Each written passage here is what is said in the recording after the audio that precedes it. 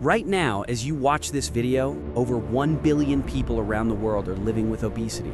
That's 1 in every 8 people on the planet. If you walked past 8 strangers today, statistically, at least one of them is battling a condition that has quietly become one of humanity's greatest health challenges. But here's what makes this truly remarkable. Just 40 years ago, this wasn't the case. In 1990, obesity was relatively rare. Today, adult obesity rates have more than doubled worldwide, and adolescent obesity has quadrupled. This isn't a slow trend. This is an epidemic that exploded faster than most infectious diseases. So what happened? How did we go from a world where obesity was uncommon to one where it affects billions? And more importantly, what can we do about it? This is the story of obesity, a complex disease that's reshaping our world, our health, and our future. Chapter 1. Understanding obesity, more than just weight. First, let's clear something up. Obesity isn't simply about appearance or willpower. It's a chronic, complex disease defined by excessive fat accumulation that impairs health. The World Health Organization defines obesity using body mass index, or BMI. For adults, a BMI of 30 or higher indicates obesity, while 25 to 29.9 is considered overweight. But BMI is just one measurement tool, a surrogate marker that, combined with waist circumference and other factors, helps doctors diagnose the condition. The truth is, obesity results from an intricate web of factors. Yes, it involves energy balance, calories consumed versus calories burned. But decades of research have revealed something crucial. Genetics, environment, psychology, and even our gut bacteria all play starring roles in this story. Studies have identified between 200 and 500 specific genes linked to obesity. These genes influence everything from appetite regulation to how our bodies store fat. If your parents had obesity, your genetic risk increases significantly. But genes aren't destiny. They're more like loaded dice at a game where the environment sets the rules. And that environment? It changed dramatically starting in the 1970s.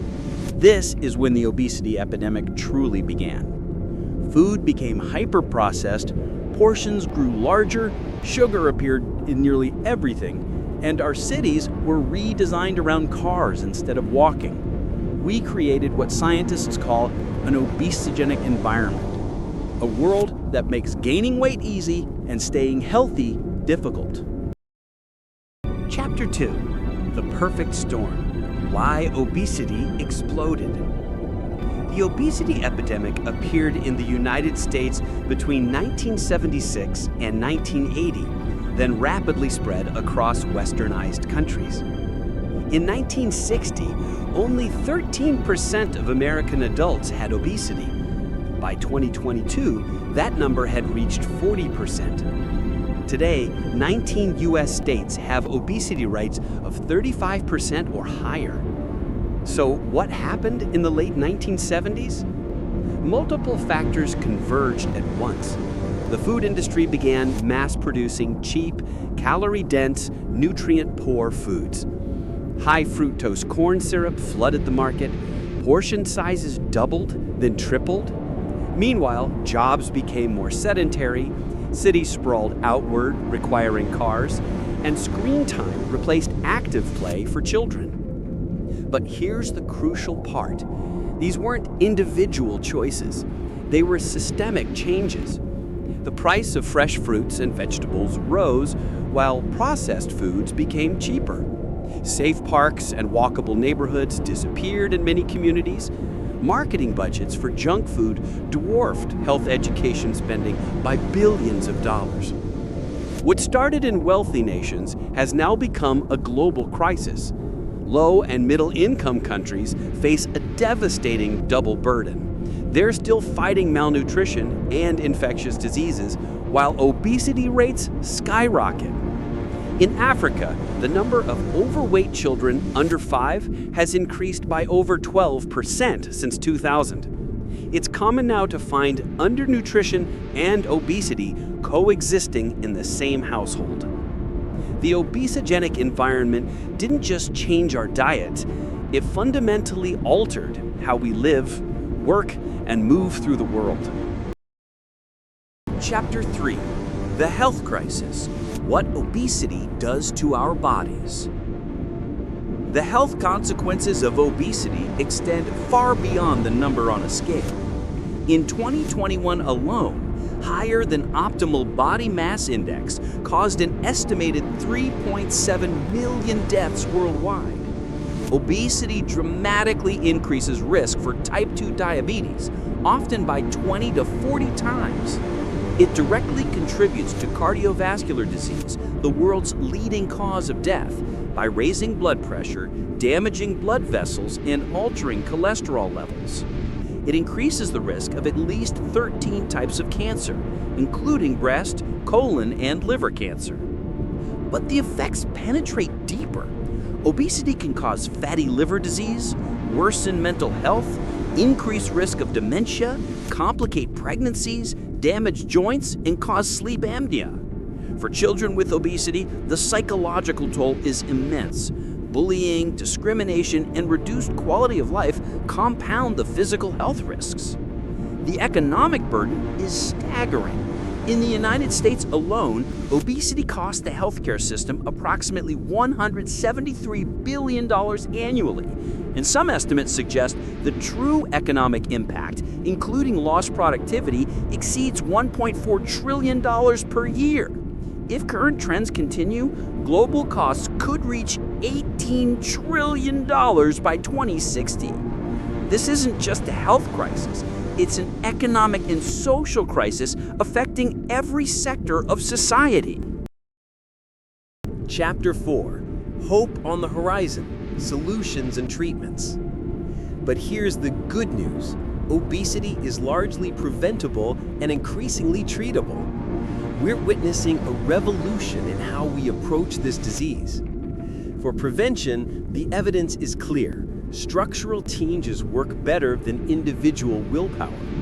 Cities that invest in walkable infrastructure, bike lanes, and safe parks see reduced obesity rates. Countries that tax sugary beverages and regulate junk food marketing to children show measurable improvement. Schools that provide nutritious meals and daily physical activity help protect the next generation. For treatment, we now have more tools than ever. Lifestyle interventions combining nutrition education, physical activity, and behavioral therapy remain the foundation. But breakthrough medications, particularly GLP-1 receptor agonists like semaglutide, can achieve 15 to 25% weight loss, rivaling surgical interventions for the first time in history. Bariatric surgery, including procedures like gastric bypass, remains the most effective treatment for severe obesity, with patients typically losing 25 to 30% of their body weight and seeing dramatic improvements in diabetes and heart disease. Critically, we're also changing how we talk about obesity. Healthcare providers now use respectful, non-stigmatizing language. We recognize that obesity is a disease, not a moral failing.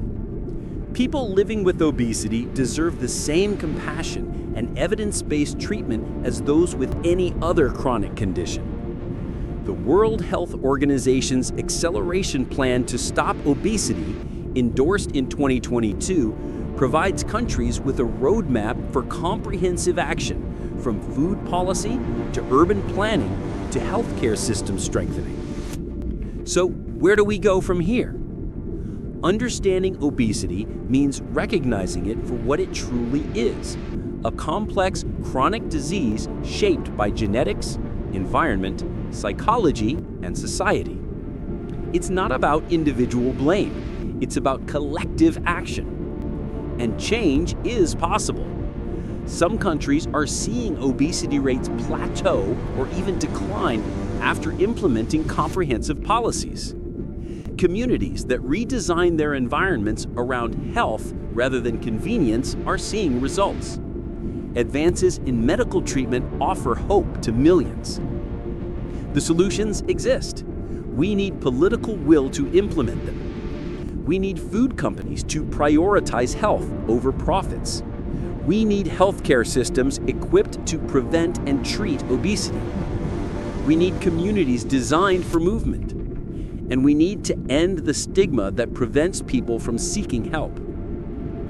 1 billion people are living with obesity today. But with science, policy, compassion, and action, we can change that trajectory. The obesity epidemic didn't appear overnight, and it won't disappear overnight. But every policy change, every healthier environment, every person treated with dignity and evidence-based care moves us closer to a healthier future. The question isn't whether we can solve this crisis, it's whether we will. The answer starts with understanding, continues with action, and ends with a world where health is accessible to everyone.